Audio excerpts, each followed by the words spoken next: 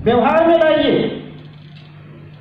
कागज में लिखी हुई बात को कह देने से जागरण नहीं होता, उसके लिए जमीन पे उतारना चाहिए और जमीन पे उतार कर प्रयोग करके दिखाइए कि जागरण होता कैसे, करते कैसे।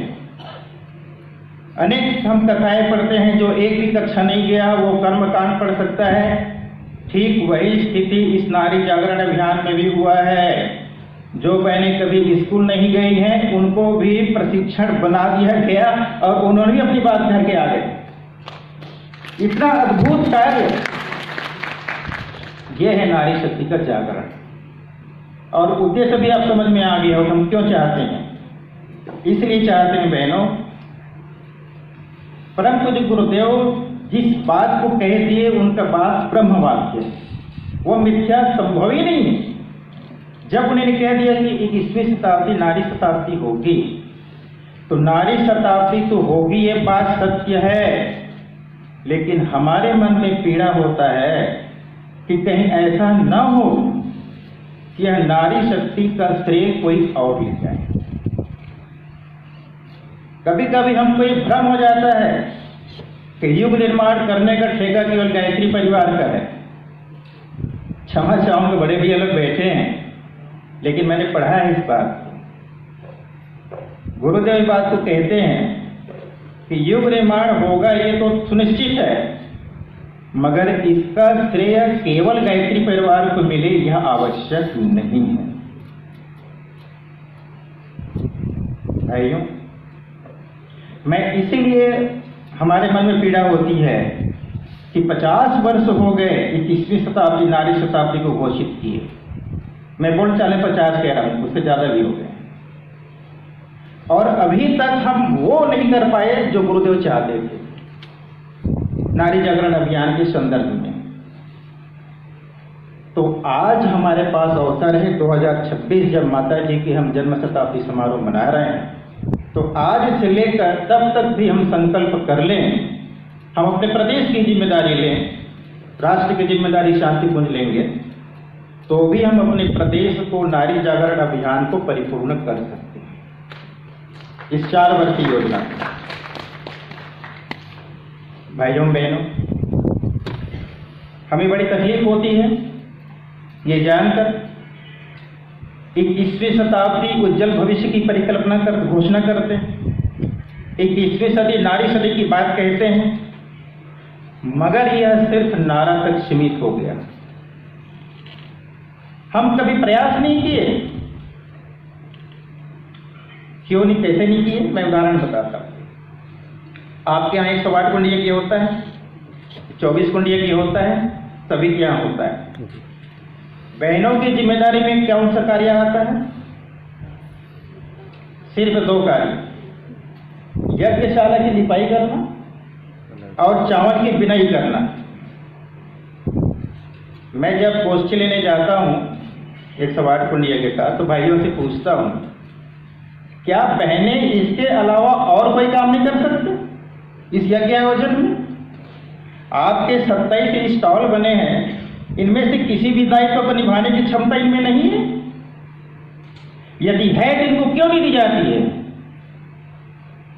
क्यों इनको हमेशा केवल 2 काम के लिए चिन्हित कर दिया गया कि सिर्फ यही काम करेंगे? और यदि यही काम करेंगे तो 21वीं शताब्दी नारी शताब्दी कैसे आएगी? यदि आप इसको अपने समकक्ष जिम्मेदारी नहीं देंगे, इनको अवसर प्रदान नहीं करेंगे, ये सशक्त कैसे बनेंगे, समर्थ कैसे बनेंगे? और जब तक ये समर्थ नहीं बनेंगे, सशक्त नहीं बनेंगे, नेतृत्व कैसे करेंगे? और जब ये नेतृत्व नहीं करेंगे तो 21वीं शताब्दी नारी शताब्दी कैसे आएगी? भाइयों, मुझे बहुत पीड़ा होती है। हमने बिलासपुर में इसका प्रयोग किया। 2006 में 24 कुंडिया किया हुआ, ब्रह्ममादिनी बहनों की टोली आई शांति कुंज से। संयोग से उस कार्यक्रम का जिम्मेदारी हमारे ऊपर था, तो हमने तो साफ कह दिया, जब शांति कुंज से ब्रह्ममादिनी बहनों की टोली आकर के कार्यक्रम संपन्न करा सकती है, तो इस आयोजन की संपूर्ण जिम्मेदारी बहनों की रहेगी। कोई भी भाई मंच पर नहीं चढ़ेगा।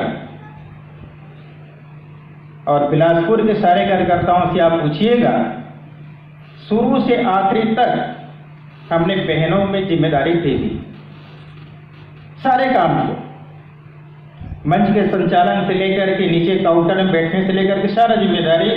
मंच में केवल वही पुरुष बैठे थे जो शांति कुंज टोली के साथ आए थे बाबूजी, बाकी सारा कार्यक्रम उन्होंने किया। और इतना शानदार, इतनी व्यवस्थित, पहली बार लगा बहनों को कि हम ये इतना कर सकते हैं। हमने ब्लॉक स्तरीय गोष्ठी के लिए भेजा तो बहनों को भेजा, बोले हम तो कभी नहीं लिए, हमें कर लीजिए, शुरुआत तो कीजिए। तो जब हम ये स्थिति में नहीं आएंगे भाइयों बहनों, धरातल पर नहीं आएंगे, तब तक नारी जागरण अभियान की बातें करना व्यर्थ है। केवल पूरी बातों से जागरण नहीं होता, आपको अवसर प्रदान करना होगा। कहां कहां से अवसर प्रदान करेंगे? अपने घर से शुरुआत कीजिए।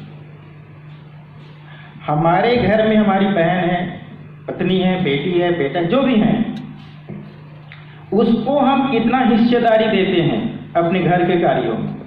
हिस्सेदारी मतलब जमीन से नहीं, बौद्धिक हिस्सेदारी से कहना चाहता हूं।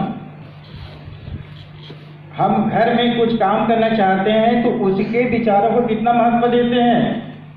नहीं तुम चुप रहो, तुमको नहीं आता है।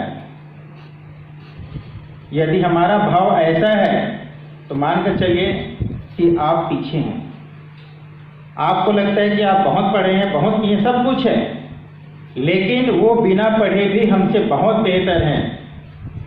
घर की व्यवस्था, घर का प्रबंधन एक बहन जिस प्रकार सुव्यवस्थित तरीके से कर सकती है, उतना सुव्यवस्थित कोई पुरुष नहीं कर सकता।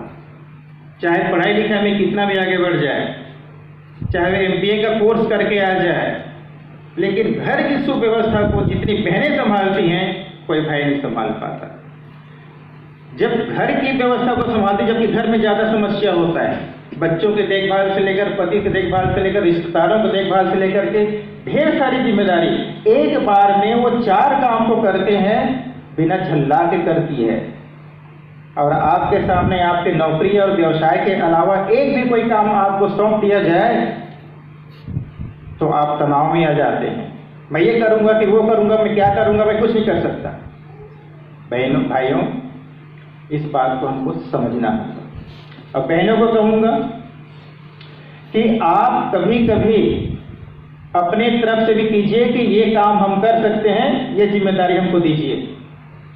अब मौन रहने का समय नहीं है, हम विवाद नहीं कर रहे, झगड़ा नहीं कर रहे हैं, लेकिन इतना तो कह सकते हैं कि यज्ञ हो रहा है तो भाई साहब ये काम को बहनों को दे दीजिए, हम बहनें इसको संभाल लेंगे। इतना कहने के लिए तो मुंह खोलिए।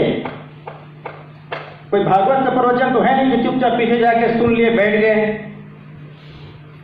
हम बार बार इस बात को निवेदन करना चाह रहे हैं कि युग निर्माण बहुत नजदीक है, जैसे गुरुदेव कह के गए हैं, बहुत नजदीक है। आज जिस तेजी से गायत्री परिवार के अलावा आप